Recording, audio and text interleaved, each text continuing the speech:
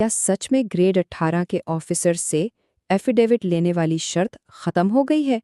क्योंकि देखें ना, सोशल मीडिया पर तो खबरें चल रही हैं कि खत्म हो गई, लेकिन एयरपोर्ट्स पर वहां सूरत हाल बिल्कुल अलग है और इस चक्कर में मुसाफिर बेचारे बहुत परेशान हो रहे हैं। अच्छा, अब अच्छी खबर ये है कि इस कन्फ्यूजन को ख़त्म करने के लिए हुकूमत हरकत में आई है। तो हुआ ये है कि मिनिस्ट्री ऑफ ओवरसीज़ पाकिस्तानीज़ ने एक बहुत अहम ऑर्डर जारी किया है। देखते हैं वो क्या है। तो मिनिस्ट्री ऑफ ओवरसीज पाकिस्तानीज ने इस मसले को बिल्कुल जड़ से पकड़ने के लिए सीधा फेडरल इन्वेस्टिगेशन एजेंसी यानी एफआईए को एक खत लिखा है।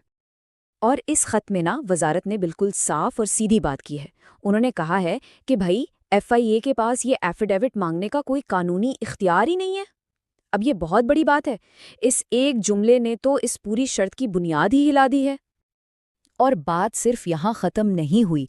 मिनिस्ट्री ने एफआईए को दो बड़े वाज़े ऑर्डर्स दिए हैं। पहला तो ये कि इस एफिडेविट वाली शर्त को गैर कानूनी करार दिया जाए, और दूसरा कि इस प्रैक्टिस को फ़ौरन इसी वक्त बंद किया जाए। तो सवाल ये उठता है कि अगर मिनिस्ट्री का ऑर्डर इतना क्लियर है तो फिर मसला क्या है? ये कन्फ्यूजन अब तक ख़त्म क्यों नहीं हुई? चलें, अब कहानी का असल ट्विस्ट समझते हैं।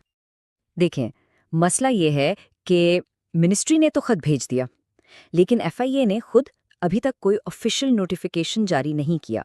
और बस यही वो एक चीज़ है, वो गैप है जो सारी कन्फ्यूजन की वजह बना हुआ है। यहाँ देखें, बिल्कुल साफ नजर आ रहा है कि हो क्या रहा है।